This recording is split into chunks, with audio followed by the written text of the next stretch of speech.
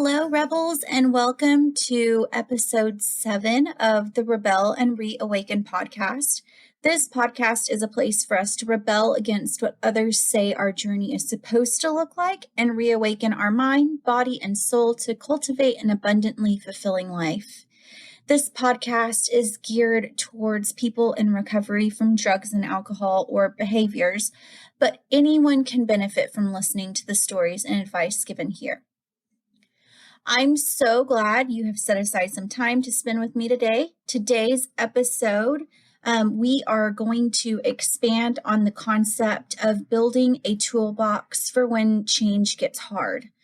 If you have not listened to the last 2 episodes, I encourage you to do that. In those episodes, we discuss using positive affirmations as a tool to help when you're ready to toss in the towel and give up on the changes that you're trying to make. Today, we are going to talk about another technique that you can use when change gets tough. So this technique is called playing the tape out. I've talked about it in the Rebel VIP membership. I've talked about it on Instagram. It's one of my favorite techniques, and I feel like it's one of the most effective techniques because it can be applied to any change that you're trying to make in your life. Like I said before, this is not just for people who are in recovery for drugs and alcohol, or maybe you've been in recovery so long that you're not trying to stay clean every day. That's not top of mind. You're trying to implement new healthy lifestyles. Maybe you're trying to work out. You're trying to eat healthier, trying to save money. Maybe you're trying to go back to school. Whatever the case may be. Before we go any further, though, I'm going to stop and have an Auntie Teresa moment right here. I get told by my clients all the time, I don't like you very much right now, when I say things that they don't want to hear. So this is me acknowledging that you're not going to like me for the next few minutes, and that's okay. But if your reason for making change is because someone else wants you to, or because I'm required to because of fill in the blank, then I want to tell you that until you're making the changes for you, then the weight of change will become so strong that you will most likely give up. In order to achieve lasting change, it must be because you want to make the change. You have to be doing it for you and because you're ready to make the change. So until that's true, you aren't doing anyone any favors. You're giving people false hope. And sadly, you're most likely going to let them down. And when you do let them down, you're most likely going to find yourself in yet another shame spiral and even further down the road of destruction than you were before. I know that will probably make some people mad, and you may not agree with me, but in my professional and personal experience, I know this is true. So many people set out to make changes in their lives because their family has threatened to cut them off or their spouses have threatened divorce if something doesn't change, only to fail because they haven't gotten to the point where they see that they have a problem. Again, this can apply to being overweight. It can apply to spending too much money. It can apply to not helping your wife around the house, not helping your husband take care of the lawn. Like, it can be anything. But until you see that you have a problem and you're ready to make a change because you're ready to make a change, lasting change is going to be very difficult. So until you get to a place of total surrender to the fact that you need to make a change, lasting change will not occur. You might get temporary progress or temporary change, but true lasting change that's going to last a lifetime will not occur until you are the reason, you are the catalyst for the change in your own life. So if you're in this group and you're trying to make changes for someone else, I still invite you to listen. We'll go through an exercise that I hope will help you see the depths of the effects of your actions on yourself and those that you love. So don't give up. Don't stop listening. Let's go through this together. Okay, so whether you're trying to stop drinking, using drugs, partaking in problem behaviors, or you're trying to lose weight, save money, eat healthier, exercise more, finish school, read more books, whatever it is, the fact of the matter is change is hard. It is so hard to keep making the sacrifices and to put our selfish desires for a quick fix last, and our responsibilities required to make change first. It is so hard to do that. Trust me, I get it. No matter what changes you're trying to make, your brain is going to crave homeostasis, meaning your brain will fight you and try to keep things the way that they are. Change is hard, and your brain naturally chooses the path of least resistance. Mind blown, right? I have seen this exact thing happen in my own life when I tried to stop doing drugs, alcohol, when I started running and working out. Anytime I've tried to go keto or low carb, when I was studying my life away in undergrad and grad school, when I was trying to save money or trying to commit myself to reading my Bible every day, I've seen it all. Like every time I try to make change, this happens to me. So sitting on the sofa with a bowl of popcorn and binge watching Netflix always sounds better, always, than going for a run. So when I have an incredibly stressful day, not so much anymore now that I'm almost 2 years sober. Yay! I'm 11 months a year and 11 months sober. So it's not so much of a temptation anymore. But when I was first sober from alcohol and I had a super stressful day, 6 glasses of wine. Let me say, I'd start with 1. I'd say, okay, I'm going to have a glass of wine. And before I knew it, there were like 6. The bottle was empty and I was tempted to open another bottle. That sounded way better than having to sit with my feelings and process why I was feeling so stressed and actually figure out if I was the cause of my stress. Yeah, I know. That doesn't sound like fun. No, not at all. Sitting outside with a glass of wine and not thinking about it, that sounds like fun. I digress. So when I first stopped using meth, I was 19 years old.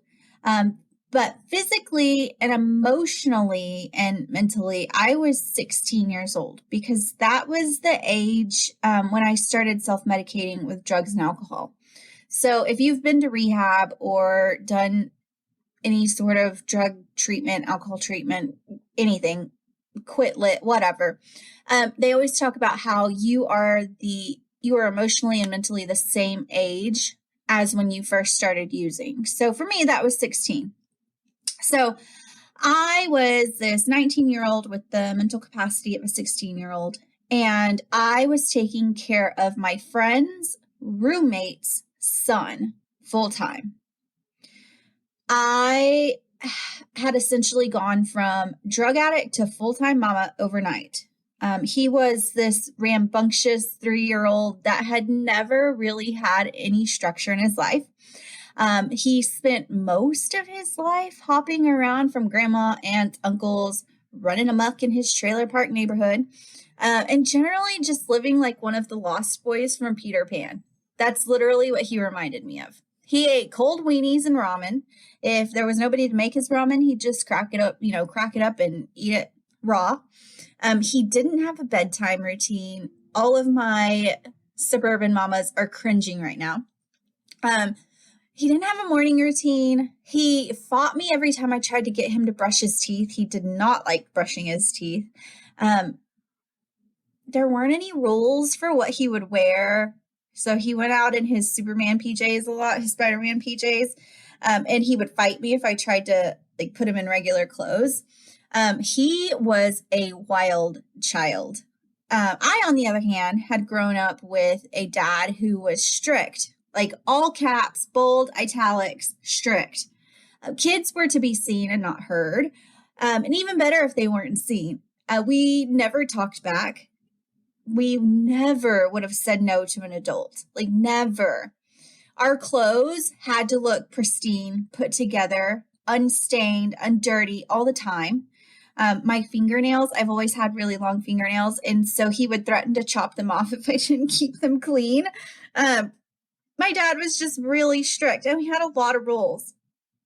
All he had to do was snap and point his finger, and we were immediately at attention. Like, he was that commanding of respect from us. And so, yeah, like I remember, like, if you ever said something was nasty or gross about your food, oh gosh, you better watch out. You're going to lose your head. Church was a requirement for continuing to breathe on this planet. My dad took church super seriously. So to say that me and this little boy butted heads is like the understatement of the century. There were so many times during this time that I wanted nothing more than to just walk out of that house, leave him there, walk down the street to the local dealer, and drown out his yelling in a pipe. Like, staying clean those first few years while I was trying to raise this kid that hated me, that was one of the truest tests of willpower, the power to overcome and reshape your mindset, and the strength of the tips and tricks that I learned while I was in treatment. So I want to share one of those tips and tricks with you today. Like I said earlier, it's called playing the tape out. So for this exercise, it will be difficult. I am not going to sugarcoat it. It sucks.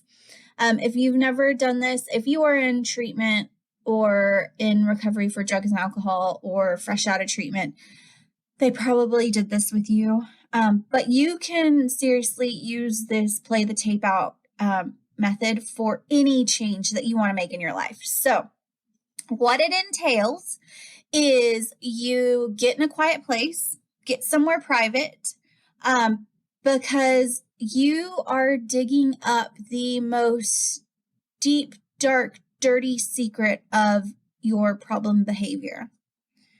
I want you to think about the absolute worst time where your problem behavior or problem habit affected you. So if you're doing this for drugs and alcohol, it's going to look like your rock bottom. The worst experience that you had that left you shaken to your core. If you're doing this for like weight loss or eating healthy, I want you to think of when you felt the crappiest, when you felt the most embarrassed of your body. Maybe it was when you were required to wear a bathing suit for something with your family and you realized that you'd put on 30 pounds.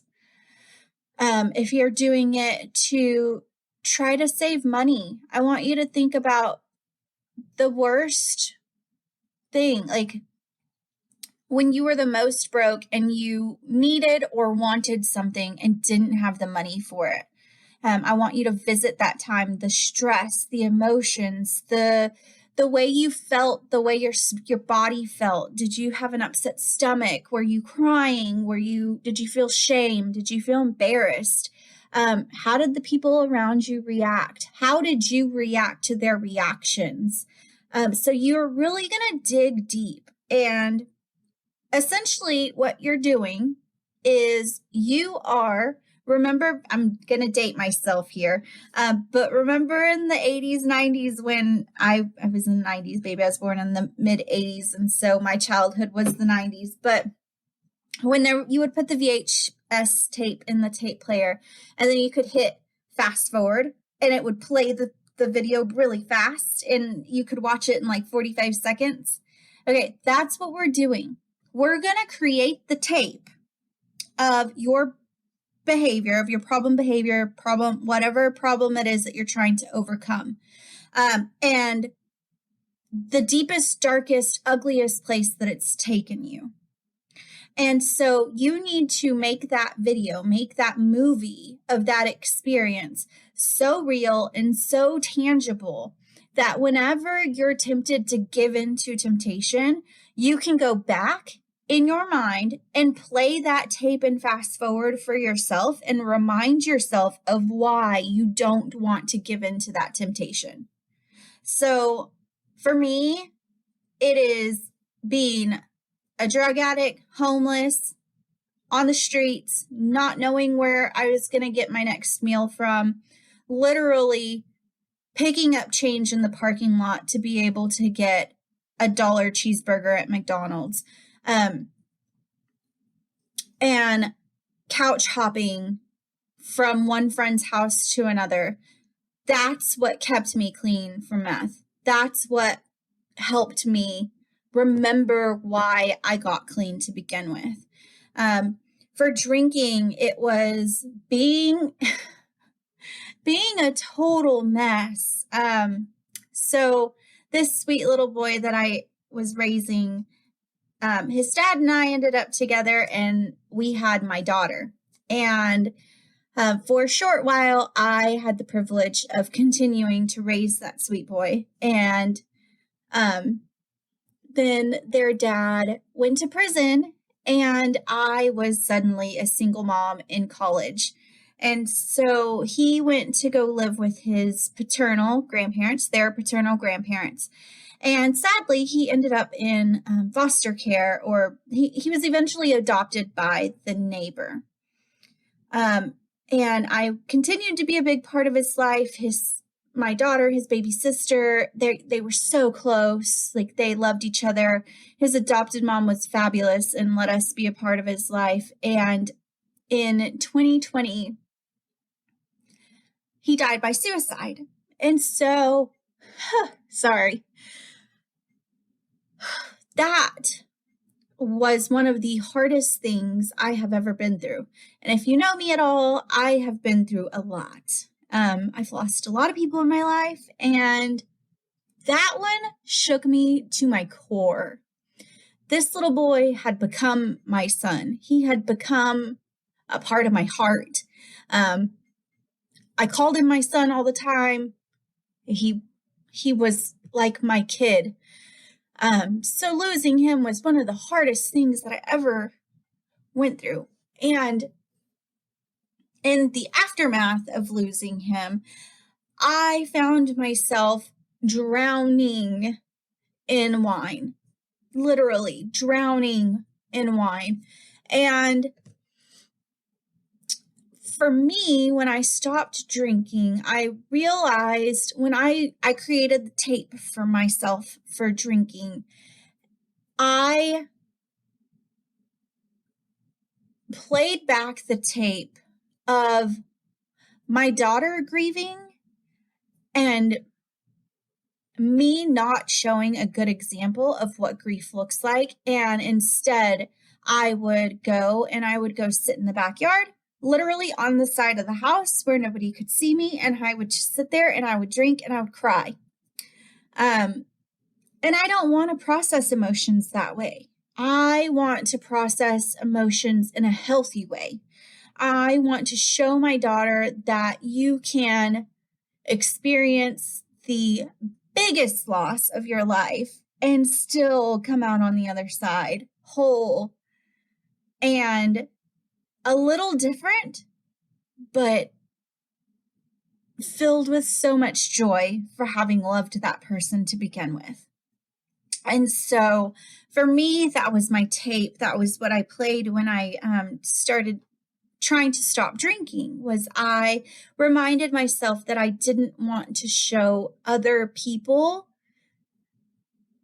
Let me take that back. I wanted to show other people that there was a different way to process hard emotions.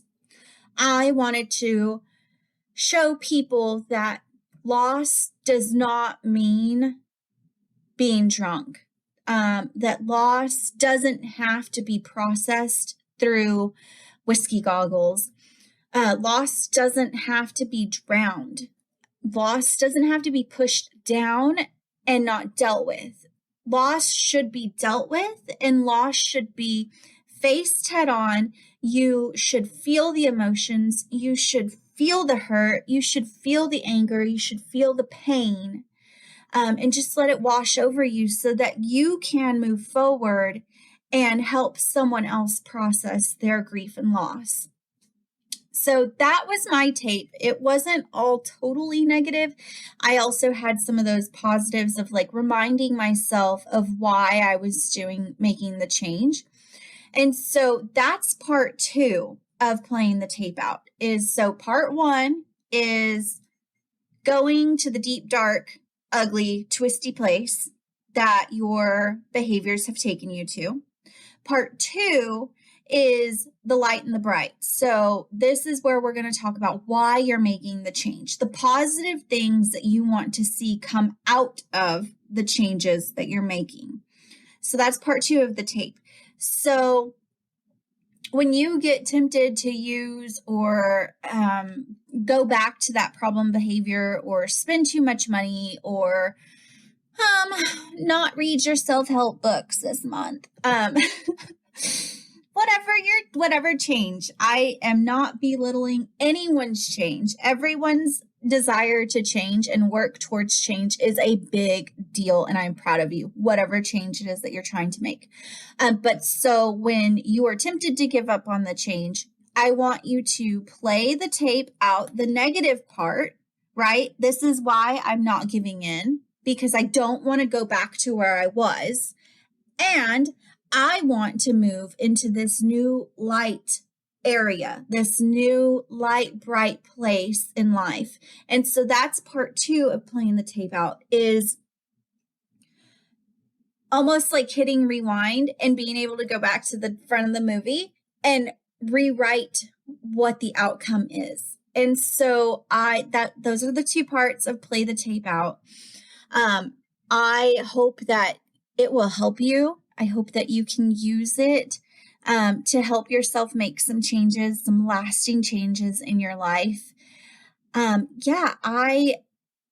so proud of you. Whatever change it is that you are trying to make, you can do it. You can do it. I promise. It'll be hard. It'll be tough. But you can do it. You can do hard things.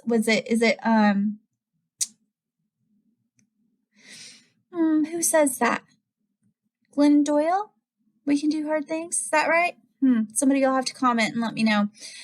But yeah, we can do hard things. You can.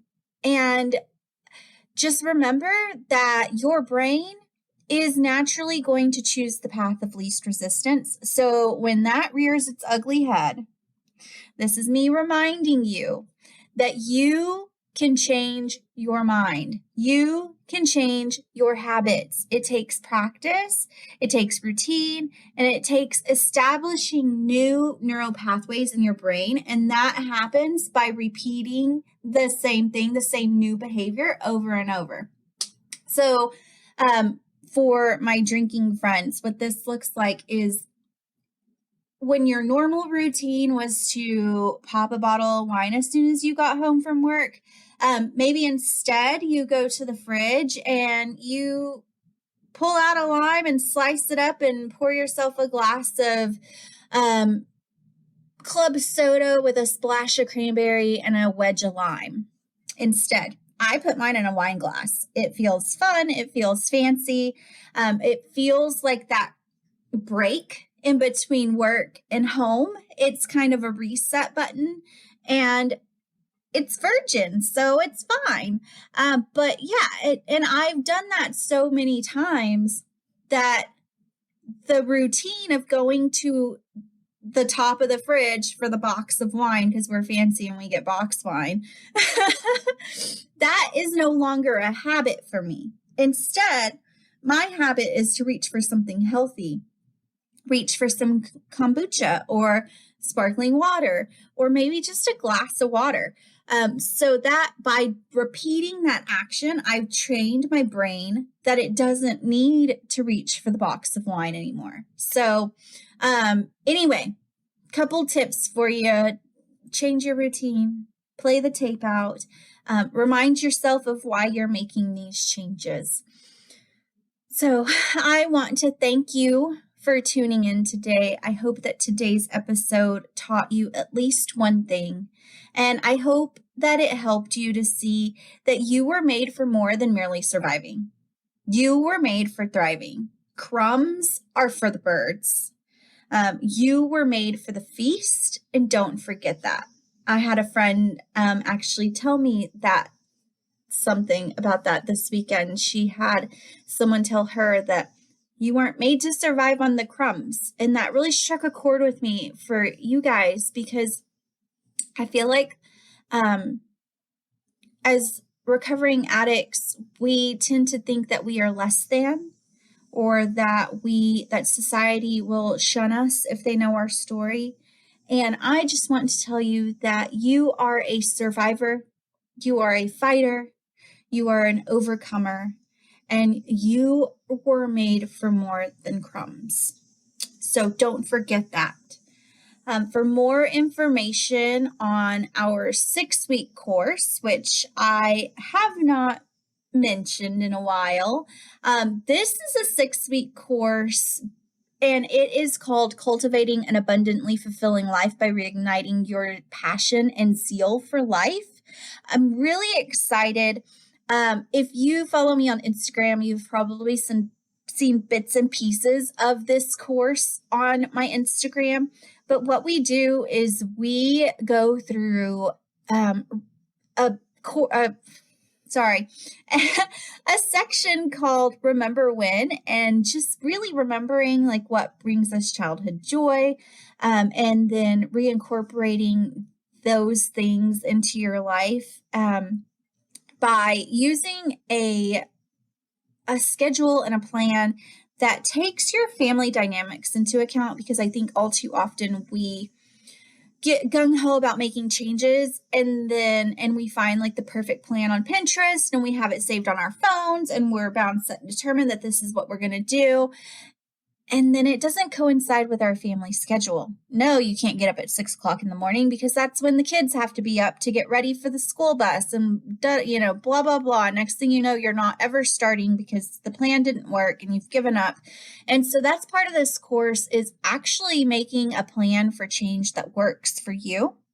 And then we kind of go through a little bit of everything, of exploring the past, breaking some chains, healing some things of the past, so that you can have the true emotional freedom to cultivate an abundantly fulfilling life. And then we round out by just learning about living intentionally and intentionally pouring into your mind, body, and soul. So if you are interested in that, you can text COURSE, COURSE. I'm probably going to misspell it. That's COURSE to 806-317-8181. That's 806-317-8181. And I will shoot you over information on that course. If you want to dig in deeper each week and create your own personalized roadmap to cultivating an abundantly fulfilling life, then hop on over to our Patreon page and become a Rebel VIP today. So as a Rebel VIP, you get a companion episode to each episode that drops each week. So that companion episode is going to dig in deeper into that week's episode, podcast episode. And it takes the episode to a next level. So you'll have exclusive access to like worksheets, printable content, journal pages, and other useful information that will truly help you to begin to cultivate an abundantly fulfilling life, and actually take the things that I talk about in the podcast episodes and be able to apply them and make them and personalize them to yourself. So it'll be handouts. It'll be more in-depth worksheets. It'll be another video where we talk about it further. So if that is of interest to you, you can visit our website. It's rebelandreawakencoaching.com/links. And that's where you'll find information on everything we have available. Again, it's rebelandreawakencoaching.com/links. And for the Rebel VIP, you will click on Rebel VIP. Okay, so last but not least, if this podcast is making an impact on your life, please share it. You can subscribe on YouTube. We have a YouTube channel where we show my beautiful face. So if you'd like to see my face, you can go over to the podcast channel. It's Rebel and Reawaken podcast, I believe. Sorry, I don't have all my ducks in a row, but you can you can see that over there.